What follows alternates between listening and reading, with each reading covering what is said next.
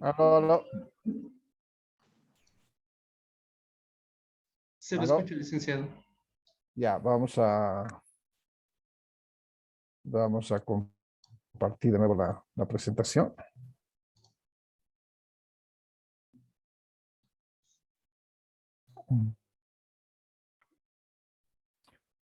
Bueno, ¿me avisan, por favor?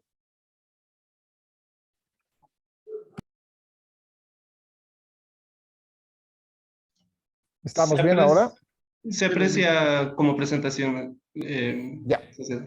perfecto. Douglas, ¿cuánto tiempo más tenemos? Nuestras sesiones son hasta las 7 de la tarde-noche. Ya, Cada reunión de Zoom es de 40 minutos, son las 18:10. ya, correcto. Entonces está bien, no había considerado aquello. Bien, les he mencionado esta parte de la ley, porque si estamos hablando de bosques, era necesario hacer este análisis. Espero que hayan podido encontrar las ventajas y las desventajas de la ley. Pero ahora vamos a ver gráficamente, por esto ya empezamos con esta otra parte de la presentación, y para que podamos comprobar qué realmente existe en cuanto a bosques, en cuanto a actividades que afectan estos bosques y su mal uso, ¿no? Entonces, aquí vamos a ver este mapa donde ya está más elaborado y donde se puede apreciar en la parte, esta información es oficial, ¿no? Ha sido oficial del Viceministerio de Medio Ambiente. Entonces, tal vez no está tan actualizada, debe tener unos 5 o 7 años de antigüedad estas imágenes, pero bueno, en realidad lo que pretende es mostrar precisamente cuánto de bosques, cuántos recursos tenemos en el país, ¿no? Y como se puede ver en el color verde, esto es casi el 50% de los bosques que hay en el país. Pero ¿qué hay sobre esto? ¿No? Eh, Aparecen unos cuadraditos en celeste. Esas son las concesiones forestales, ¿no? Obviamente tienen que estar sobre estas tierras de producción forestal permanente, las concesiones forestales. Entonces miren la cantidad que hay en Pando, Norte de La Paz, en el Beni y en Santa Cruz, ¿no es cierto? Ahora, de estas anteriores, estas polígonos verdes oscuros son las que han hecho certificación, ¿no? Lo que hablábamos, han certificado esas tierras, se han evitado las auditorías y con la certificación, por supuesto, tienen que hacer un manejo más regulado, pero no se cumple a cabalidad con la norma, ¿no? Ahora, estos cuadraditos o polígonos con rojo, sí, por favor, me confirma si lo están viendo bien, son las asociaciones forestales, ¿no? Que tienen también estas tierras para su aprovechamiento. ¿Ya? Ya lo hemos visto, estos polígonos rosaditos son las agrupaciones sociales del lugar, es decir, conjunto de aquellos trabajadores que siempre trabajan con el monte, entran al monte, sacan la madera, etcétera, y se han vuelto asociaciones. El municipio les da las tierras para que sigan haciendo esta actividad regulada, por supuesto, bajo planes de manejo para que ellos puedan vender esta madera. Lastimosamente, eh, le venden de la concesión a la empresa, ¿no? Para que ellos lo exporten. No están vinculados al mercado. Estas áreas, estos polígonos que aparecen, son reservas forestales. ¿Qué quiere decir? Reservas forestales son lugares que no se van a explotar, nadie los tendría que tocar hasta que el Estado cambie el estatus de reservas forestales. Una de estas ustedes han debido escuchar del TIVNIS, han sido afectadas, siempre son afectadas. No hay un control, entran a estas áreas donde no se puede hacer aprovechamiento y hacen aprovechamiento y no hay control o hay mucha corrupción. Entonces, no está cumpliendo con su función por lo cual ha sido creadas estas tierras, ¿ya?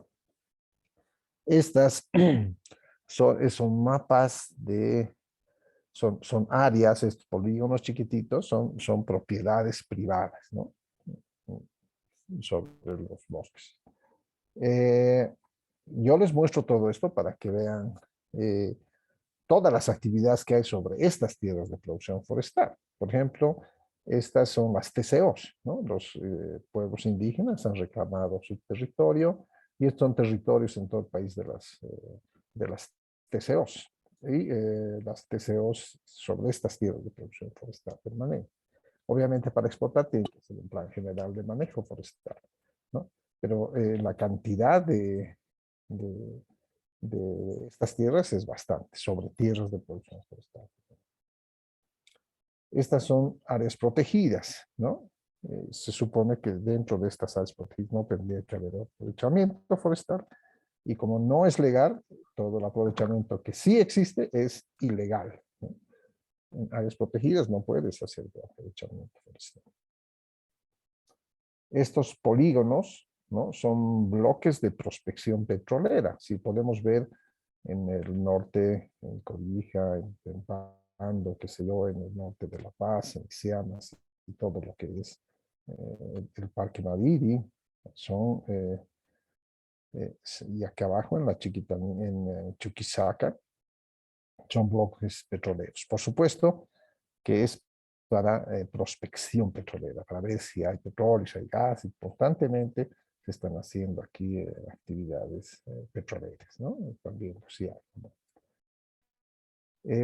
Aquí hay un problema, ¿no? Que es de un debate, es el tema de que por qué en qué afecta esto a los bosques.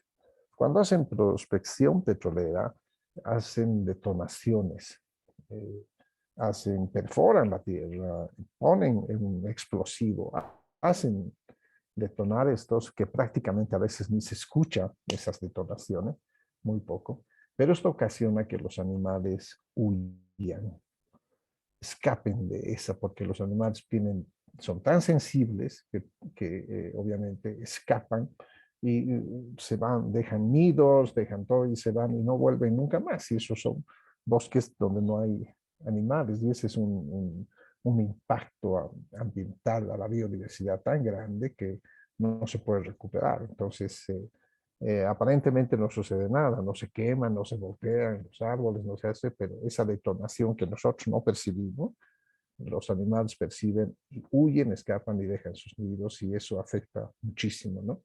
Entonces, pero esas son las actividades que existen. Aquí hay otro mapa de concesiones mineras, ¿no? Miren la cantidad. Esto hay que actualizar porque esto es lo legal, ¿no? Lo que han dado concesiones y que tienen los permisos, pero hay una actividad ilegal increíble. Hace unos meses tuve la oportunidad de navegar el río Madre de Dios que está por acá, que es afluente del río Amazonas, sale por acá. Y en todo el trayecto de aproximadamente 10 horas, tal vez más, habían dragas mineras, pero centenares, estoy hablando de más de 140 dragas que están exportando oro y están ocasionando un daño terrible, ¿no? Aquí no figuran permisos, no figuran estas cuadrículas, estas manchitas, no figuran acá. Pero hay 140 dragas sobre estos ríos y es una barbaridad. Eso está sin control, es ilegal. En su mayoría, el 99% es ilegal, no pasa nada. Sobre tierras de producción forestal permanente. Y es un mapa donde todos los años se producen los incendios forestales, ¿no? Estos son focos de calor que no necesariamente son incendios, pero son focos de calor porque están ardiendo. Y uno puede ver desde el satélite cómo está humeando la tierra, nubes que se forman de lo que se queman pastizales. Aquí, dentro de estas áreas verdes, no debería haber estos incendios. Si estamos haciendo un manejo responsable con la ley, no debería haber incendios. Sin embargo, hay mucho queman y todos los años se repite la misma historia, ¿no? Este mapa nos muestra un proceso de saneamiento de las tierras, es decir, hay un buen, ahora aquí dice 52, pero ahorita ya está más del 90 y tantos % de saneamiento de tierras, ¿no? Esto es bueno, pero ojalá que esto influya, este saneamiento, la legalidad influya pues en el manejo del recurso, ¿no es cierto?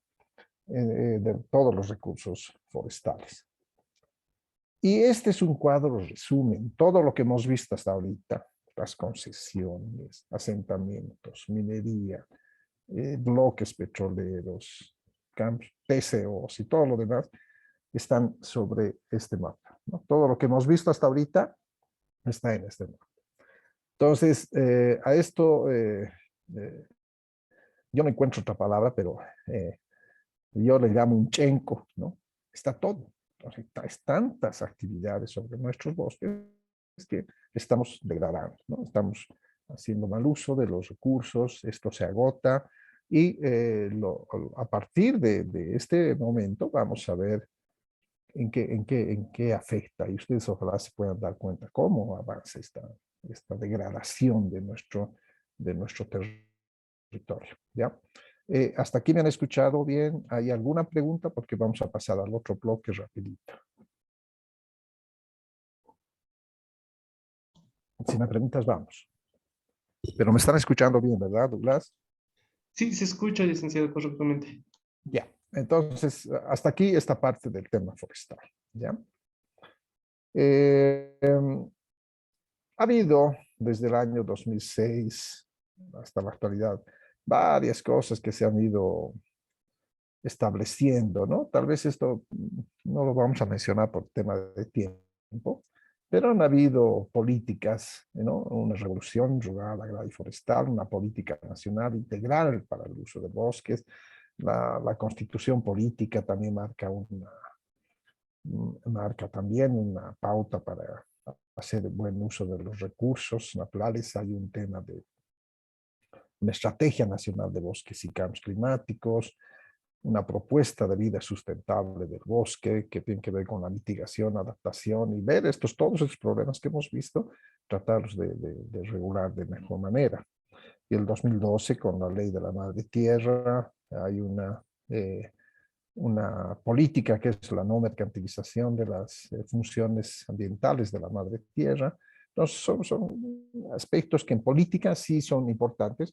El tema es su aplicación. El tema es que realmente se apliquen estas regulaciones para que no tengamos una degradación de nuestros bosques, ¿ya? Porque esto tiene que ver pérdida no solamente de bosques, sino de sus funciones, pérdida de agua, de animales, de alimentación, degradación de la tierra, ya no sirve para cultivar, se saca lo más valioso, etc. Entonces, todo este conjunto de procesos que ha habido durante el 2006, donde se le ha prestado mayor atención hasta la fecha, sí son importantes, pero mientras no se las aplique, mientras no se las regule, vamos a seguir en peores condiciones, ¿no?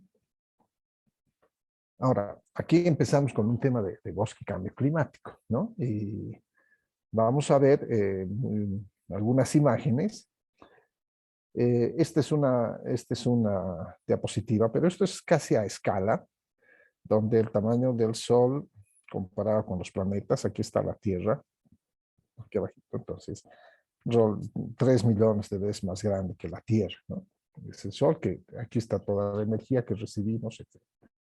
¿Por qué menciono esto? Porque todo este sistema tiene aproximadamente 4.000 millones de años, ¿no es cierto? Y 4.000 millones de años le ha costado al planeta tener las condiciones que tenemos ahora para vivir. ¿no? De los bosques, por supuesto, que juegan un papel súper importante para la subsistencia del hombre, ¿no? Aquí vamos a ver también muy rápidamente eh, tres planetas, ¿no? La Tierra y los planetas que están más cerca de la Tierra. Uno es Venus, que está aquí abajo, que ustedes van a poder fijarse que tiene una temperatura promedio de 420 grados centígrados, ¿no? Y en su atmósfera hay muchísimo gas CO2, es decir, muchísimo dióxido de carbono. Entonces, si razonablemente alguien me puede decir si aquí existe vida, podría existir vida con 420 grados, con tanta concentración de gas de efecto invernadero como es el dióxido de carbono. Por supuesto que la respuesta es no, no hay vida acá, ¿no? Miren, su atmósfera es tan densa que si uno estuviera ahí parecería que todo fuera oscuro, ¿no? Porque la atmósfera es tan densa por la concentración de gas de efecto invernadero. Entonces en Venus no hay vida, no hay vida. Nos vamos aquí a Marte y vamos a ver que su atmósfera es muy transparente, hay poca concentración, ¿no es cierto? Poca concentración de gas de efecto invernadero y su temperatura es menos 50 grados. Puede haber aquí vida, por lo que estamos viendo, los viajes a Venus, de la tecnología que ya con la que se cuenta, se ha podido llegar, no como personas, sino como máquinas, porque han ido máquinas simplemente eh, han aterrizado ahí en Marte, ¿no? Que han salido desde la Tierra, pero no personas. Pero tampoco hay vida. O sea, bajo esas condiciones, no hay vida ni con mayor temperatura como en Venus, ni con mayor temperatura en Marte, ¿no? Ahora, la Tierra, tenemos una concentración, ¿no?, de gases muy baja, 0.03%, y una temperatura promedio de 15 grados centígrados. Entonces aquí sí hay vida. Nuestra atmósfera, entonces el oxígeno todavía es una atmósfera limpia y puede haber. Esto le ha costado al planeta millones de años, ¿no? Para tener esas condiciones y que se pueda desarrollar la vida, ¿no? Y todo ha partido a un momento en que unos pequeños fitoplancton, o sea, plantitas pequeñitas que hay en el agua, empiezan a hacer la fotosíntesis que hablábamos al principio. Entonces ahí se van creando especies y tienen que pasar millones de años para que aparezca el hombre, y, en fin, ¿no? Dan las condiciones, ¿no? Entonces, esa es la importancia y ojalá que este gráfico se les quede grabado porque somos privilegiados, somos los únicos en nuestro sistema donde hay vida. Y hasta donde podemos ver, por telescopios, no hay en cientos de miles de millones de kilómetros de distancia a velocidad luz, no hay otro planeta como el nuestro. Entonces necesitamos tomar conciencia de esto y cuidar lo que está sucediendo, porque es lo único que hay, no hay dónde más, ¿no? En tiempo y en espacio es inmensas cantidades de distancias que hay entre los planetas, galaxias, y donde no hay vida, solamente nosotros tenemos esas condiciones para poder vivir. O sea que no hay dónde escapar, la solución a los problemas está en nuestras manos, no hay ninguna varita mágica aquí que va a solucionar el problema del cambio climático, ¿no? Han habido estudios que remontan al año 1000, ¿no es cierto? Al año 1000. Y empiezan a ver, por ejemplo, es una concentración del carbono que del año 1000 al 1800, empezamos el 1850, 1900 y empieza a subirse, se dispara la concentración de este gas y esto es lo que ocasiona que el planeta se esté calentando más, esté elevando su temperatura, ¿no? Entonces el dióxido de carbono tiene su origen en la deforestación, es decir, cambiar el suelo donde hay bosque, lo volvemos un campo agrícola, por ejemplo, ¿no? ¿Y por qué? Porque este humo es dióxido de carbono que se va a la atmósfera, contamina, entonces empieza a subir la temperatura. Pero, ¿qué pasa en 1850? Algo sucede para que la concentración se eleve tanto, ¿no? Otro de los gases de efecto invernadero es el metano, por la cría de ganado vacuno principalmente. O sea, tiramos este bosque abajo, lo quemamos, lo convertimos en pastizal para la cría de ganado, ¿no? Y miren el comportamiento del año 1000, todo va bien, llegamos al 1800 y empieza a subir. Igual que el metano, que el dióxido de carbono. Entonces, claro, esta es una prueba científica irrefutable de que la temperatura está subiendo, que hay más contaminación por las actividades antropogénicas, que son las actividades del hombre, ¿no? Otro de los gases de efecto invernadero es el óxido nitroso, que también tiene ese mismo comportamiento. Esto es por las industrias, ¿no? Desde el año 1000, muy poco, pero aquí empieza a subir. ¿Qué ha pasado en 1850? ¿Alguien me puede decir rapidito qué ha pasado en 1850? La revolución industrial. Correcto. Empezamos, la tecnología nos da más comodidad, más confort, ¿no? Pero hay un tema de demasiado consumo, mucho uso de los recursos naturales, la revolución industrial, y la concentración de gases empieza a subir, ¿ya? Esto no debería ser tan preocupante. Sin embargo, sigue elevándose. Estamos aquí en el año 2000, ahorita vamos a ver, esto sigue elevándose y no encuentra un equilibrio. O sea, si podemos desarrollar tecnología, podríamos hacer tecnología para que estos gases se puedan, no se emitan tan directamente hacia la atmósfera, ¿verdad?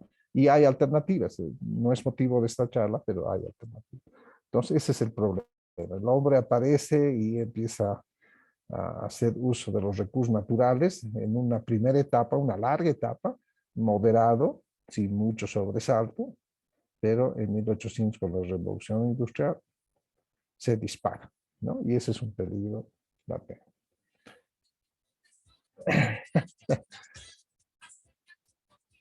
Bueno, no sé cómo ve.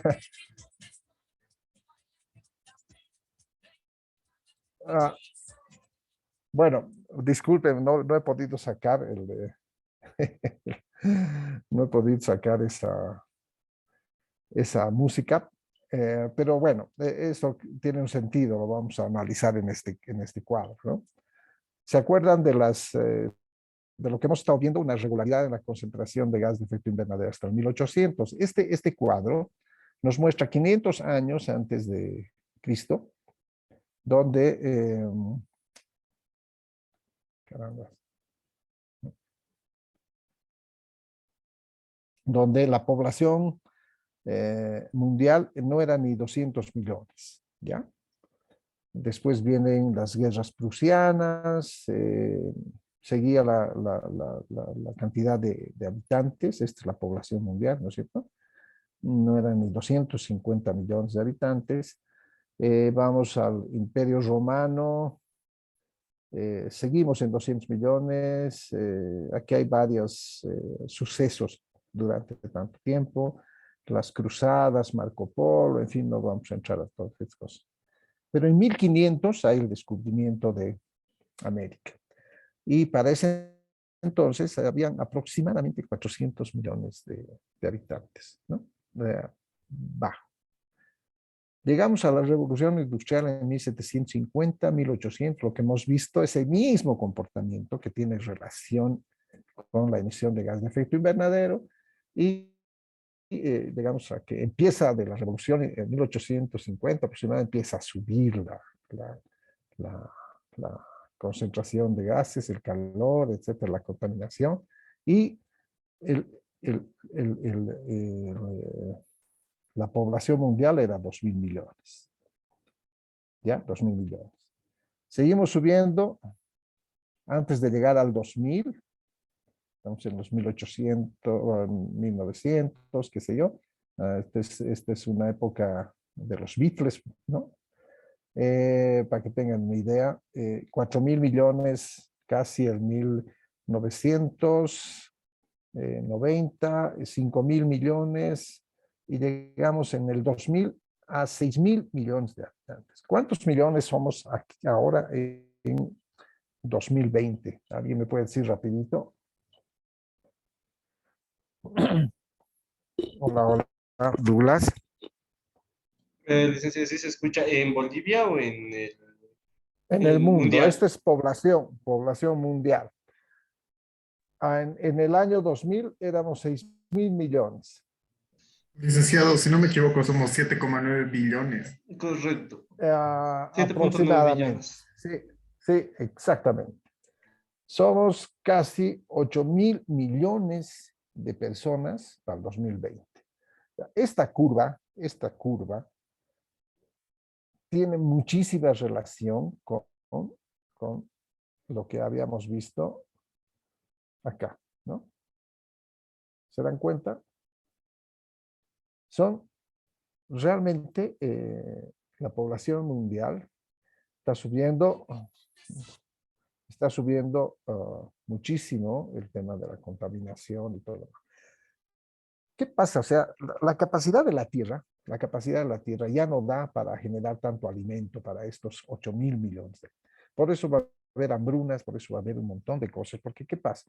Transformamos, ¿no es cierto? Transformamos los bosques en cultivos agrícolas, lo quemamos, cada vez estas tierras se van expandiendo sobre el bosque, matamos toda la biodiversidad, generamos tanta basura y el tema del uso de los combustibles fósiles es alarmante, seguimos dependiendo del petróleo y estamos degenerando nuestras riquezas que nos dan techo y alimento, ¿no es cierto?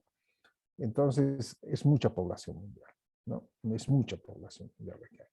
El efecto invernadero, ustedes ya lo conocen, qué pasa con toda la contaminación en nuestra atmósfera que atrapa estos rayos solares y la temperatura del planeta está aumentando.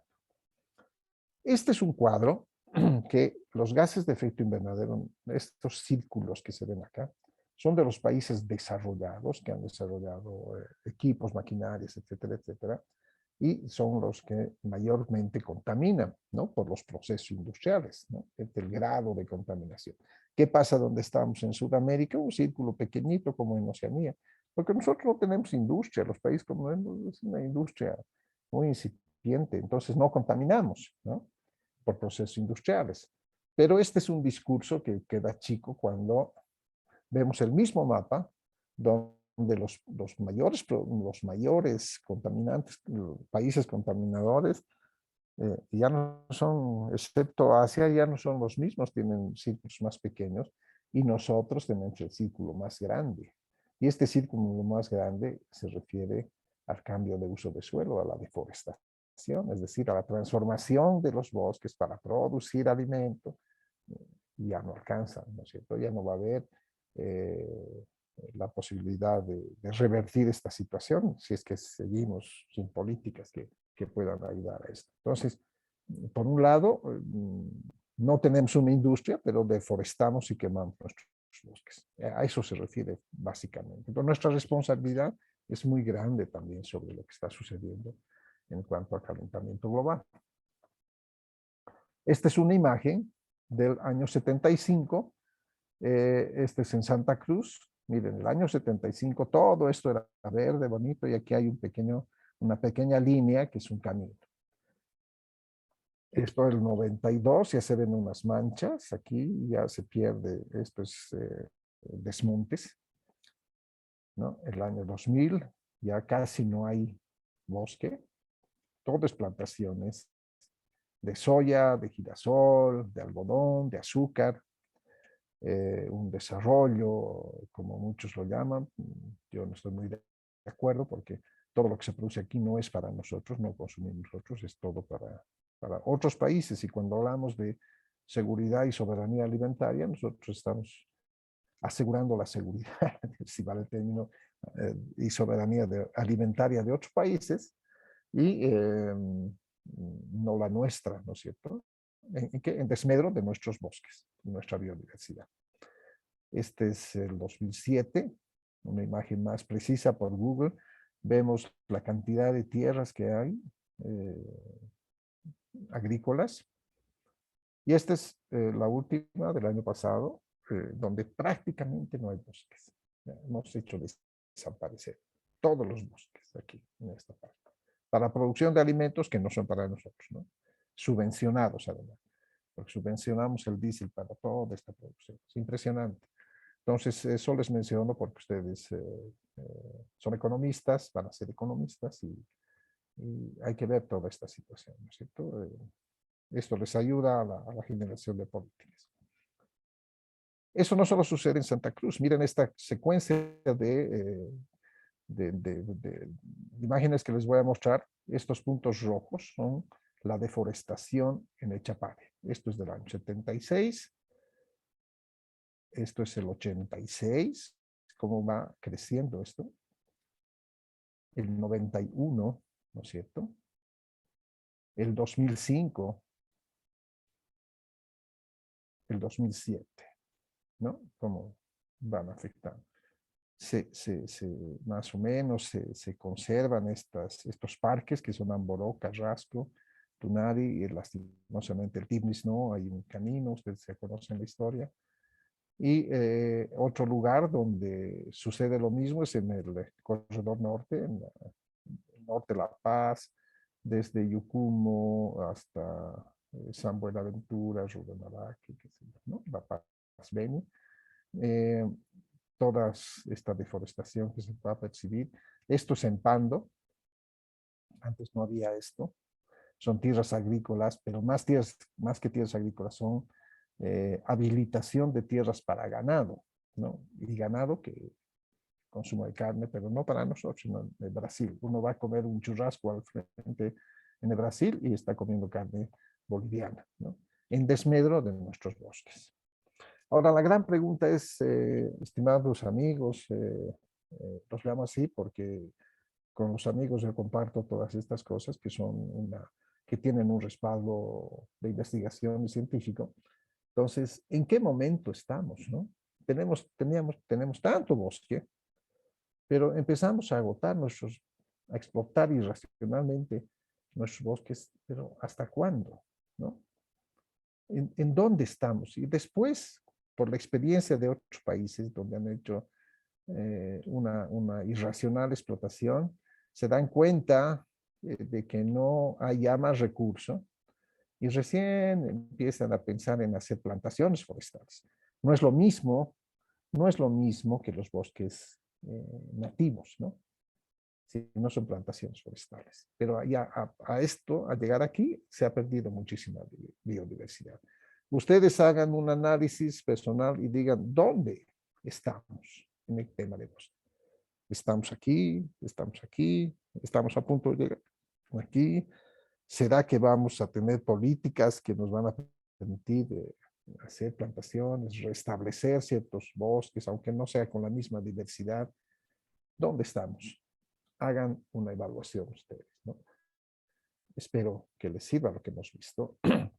Esta siguiente imagen es una proyección de los impactos que van a suceder al año 2050. Este es el actual. ¿Se ve el cursor, Douglas? Sí se Por aprecia, favor, ¿me licenciado. orientas? Sí.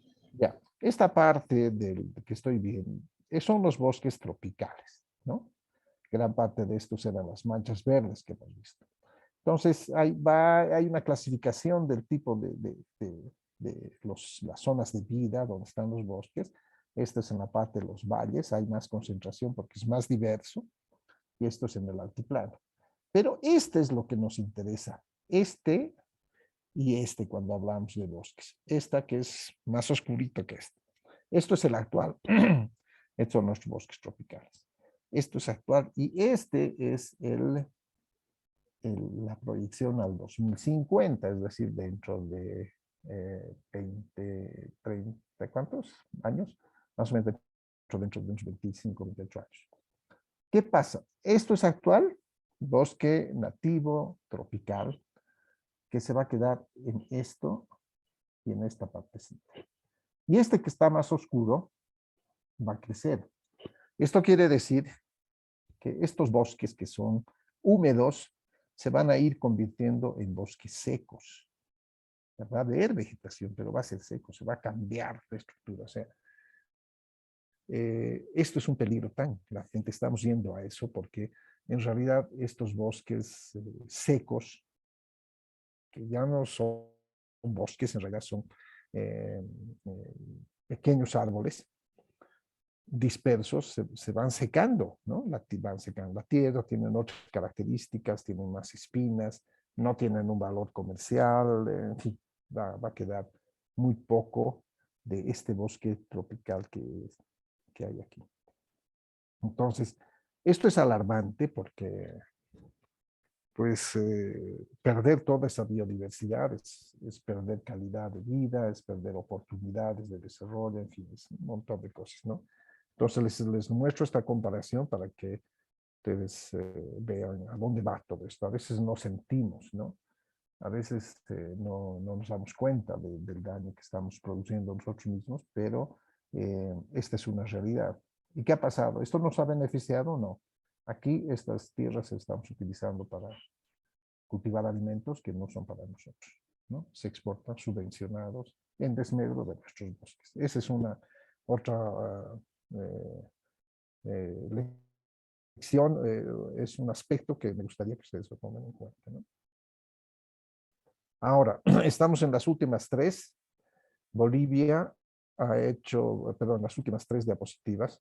Bolivia ha hecho en 2015, ante la comunidad internacional, ha hecho un compromiso, como todos los países han firmado el Acuerdo de París, todos los países han firmado esto, donde se comprometen a hacer esfuerzos, ¿no? para evitar esta catástrofe ambiental, ¿no? Y en estos compromisos, que ustedes lo van a ver, y les pido que por favor vean esto de las contribuciones